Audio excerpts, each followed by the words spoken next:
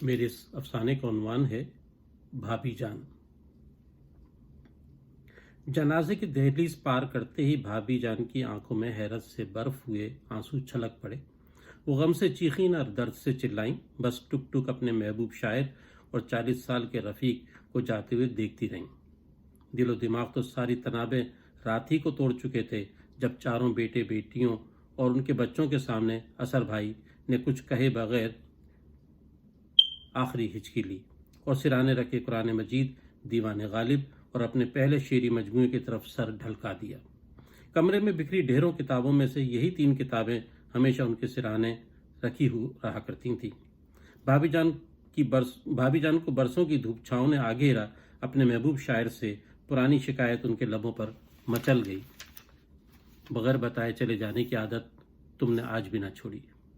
مگر وہ کہہ نہ سکی اور زندگی کی چلچلاتی دوپہر میں بے صاحبہ ہوئی یادوں کی کتاب الٹتی پلٹتی رہیں۔ دیر تک لوگ آتے جاتے رہے، انہیں دلاسا دیتے رہے، مگر وہ کتاب کے کسی خالی صفحے کی طرح بے حرف و بے احساس ہو کر رہ گئی تھیں۔ وہ تب چونکی جب دونوں بیٹے اپنے بابا کو دفنا کر لوٹے اور ماں کے پہلو سے لگ کر بیٹھ گئے۔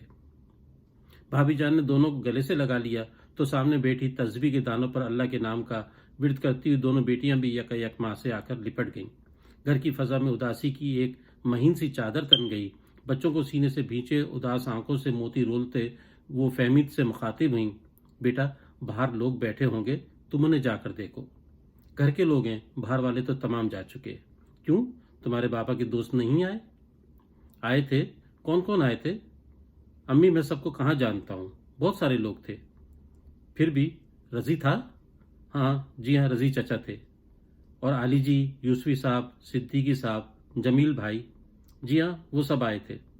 بہت محبت کرنے والے لوگ ہیں، یہ سب تمہارے بابا کے دوستوں میں سے ہیں۔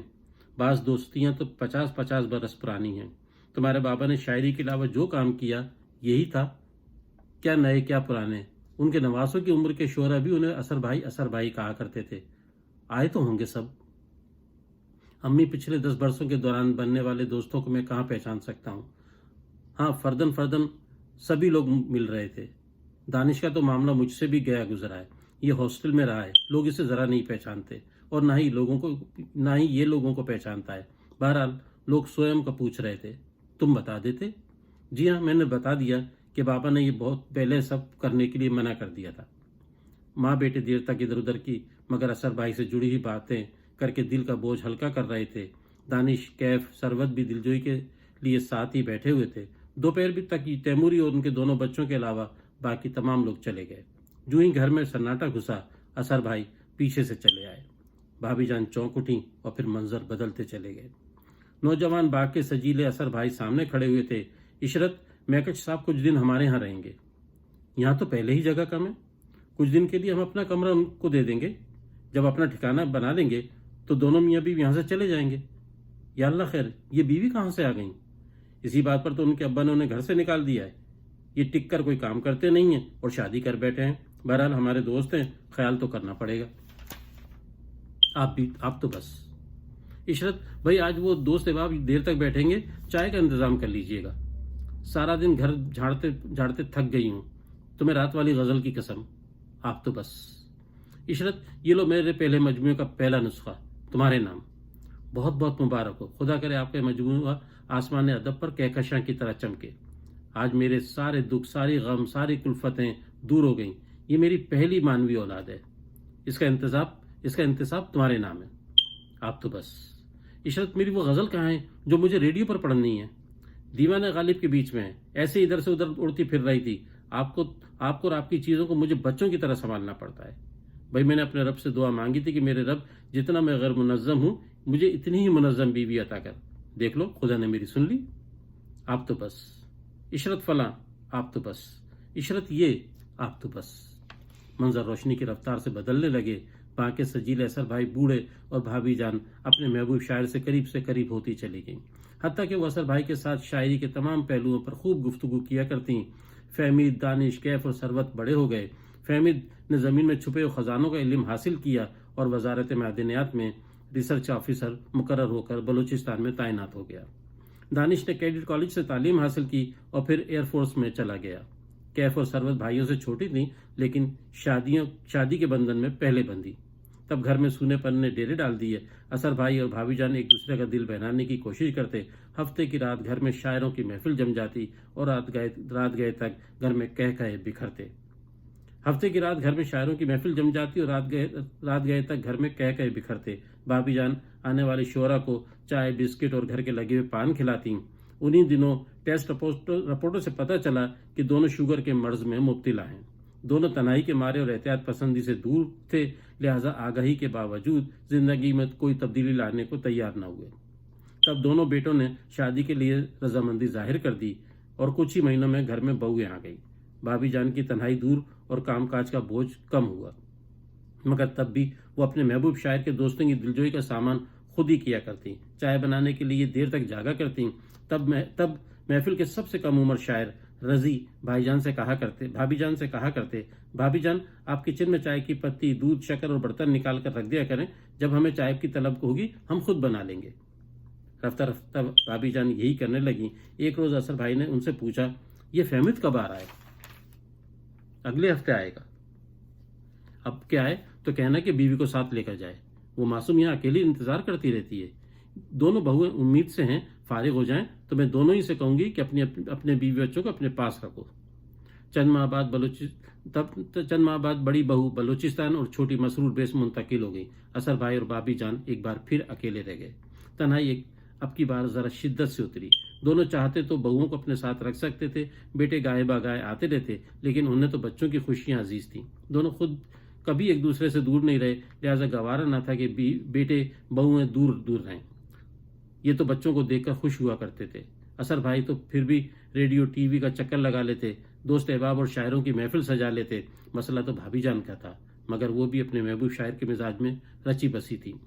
ایک دن اثر بھائی کی غزلوں اور نظموں کا مطالعہ کرتے انہیں ایک خیال سوجا اور پھر تقسیم سے پہلے پڑھی ہوئی انگریزی کا فائدہ اٹھاتے ہوئے انہوں نے اثر بھائی کی نظم و غزلوں کا انگریزی میں ترجمہ کرنا شروع کر دیا۔ اثر بھائی نے دیکھا تو بہت خوش ہوئے۔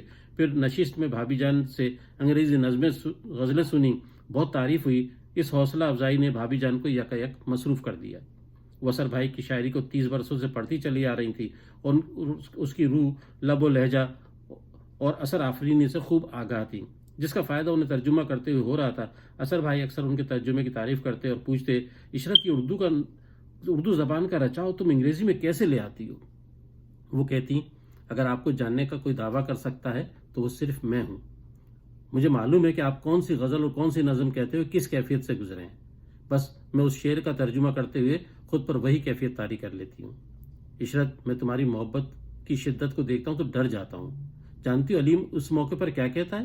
وہ کہتا ہے کہ اب اس قدر بھی نہ چاہو کہ دم نکل جائے، عزیز اتنا ہی رکھو کہ جی سنبھل جائے۔ بھابھی جان نے مسکراتے ہوئے پہلا مصرع پڑھا۔ یہی وہ گھڑی تھی جب اثر بھائی کو لگا کہ جیسے کوئی باریک سی سلاخ ان کے دل میں اتار دی گئی ہو۔ یکایک سلاخ سے بھونکا ہوا درد پورے جسم میں پھیل گیا اور وہ پسینے پسینے ہو گئے۔ آنکھوں میں درد بادلوں کی طرح اترا۔ سامنے بیٹھی ہوئی بھابھی جان پہلے لہرائیں اور پھر دھندلانے لگیں۔ انہیں لگا جیسے فرش کاغذ کی کشتی کی طرح پانی پر ہچکو لے رہا ہو۔ اثر بھائی نے قریبی پڑی کرسی کی پشت کو تھامنے کی کوشش کی تو ہاتھ فضا میں لہرا کر رہ گیا، وہ چکرا کر گر پڑے۔ خزانہ سیدھا موسم میں ساری نظمیں غزلیں کہیں رہ گئیں۔ شاخوں سے سوکھے پتے ٹوٹنے کے اس زرد آلود موسم میں اثر بھائی کے جانے کے بعد سب سے پہلے دوست احباب رخصت ہوئے۔ چند روز بعد کیف اور ثروت اپنے سسرال لوٹ گئیں۔ ہفتے بھر بعد فہمید اپنے بچوں کے ہمراہ بلوچستان چلا گیا۔ بھابھی جان کی چھوٹی بہن تیموری کی دونوں بیٹیاں یہیں تھیں، چنانچہ دانش بھی اپنے بیوی بچوں کو لے کر مسرور بیس لوٹ گیا۔ جانے سے پہلے فہمید اور دانش نے بہت چاہا کہ امی کسی ایک بیٹے کے ساتھ چلیں، مگر بھابھی جان نے صاف لفظوں میں کہہ دیا کہ یہاں سے کہیں نہیں جاؤں گی۔ دونوں بیٹوں نے اس لمحے سخت بیزاری کا اظہار کیا۔ تب گھر کی دیواروں پر ٹنگی ہوئی اثر بھائی کی تصویریں دھندلانے لگیں۔ امی، ہماری کچھ مجبوریاں ہیں، پہلے صرف نوکری تھی، اب تو بچوں کے اسکول اور نہ جانے کیا کیا مصروفیات رہتی ہیں۔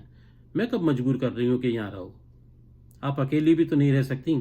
رہ سکتی ہوں، میں تمہارے بابا کے تمام دوستوں سے کہوں گی کہ جیسے پہلے نشستیں سجاتے تھے اب بھی اسی طرح سجائیں۔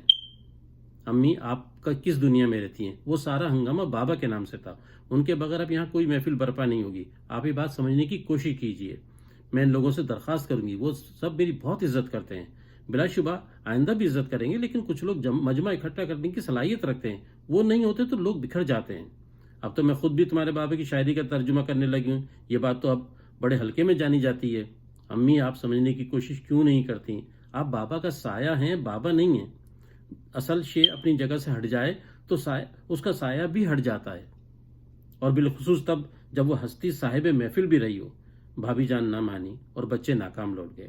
بھابی جان نے اسی شام اصغر بھائی کے ان تمام دوستوں کو فون کرنا شروع کر دیے جو ہر ہفتے ان کی نشست میں آیا کرتے تھے، مگر ہفتے کی رات فہمید کا کہا سچ ہو گیا۔ بھابی جان بار بار پورچ کی طرف جاتی، گیٹ سے دائیں بائیں جھانکتی اور مایوس لوٹ آتی۔ اصغر بھائی کے چاہنے والوں میں سے کوئی نہ آیا۔ تب ہی کارپورچ کے سنگی فرش پر وہ بھی اسی طرح لہرا کر گری جیسے اصغر بھائی گرے تھے۔ انہیں بھی اصغر بھائی کی طرح فرش کاغذ کی کشتی کی طرح پانی پر ہچکولے کھاتا محسوس ہوا۔ سنگی فرش سوکھے پتوں سے اٹا پڑا تھا۔ خزاں رسیدہ موسم گزرنے میں ابھی کچھ دن باقی تھے۔ رات کو ڈرائنگ روم میں بچھائی گئی چاندنی پر شعری نشست تو نہ ہو سکی، البتہ صبح اس پر آس پڑوس کے لوگ قرآنی پارے پڑھتے ہوئے پائے گئے۔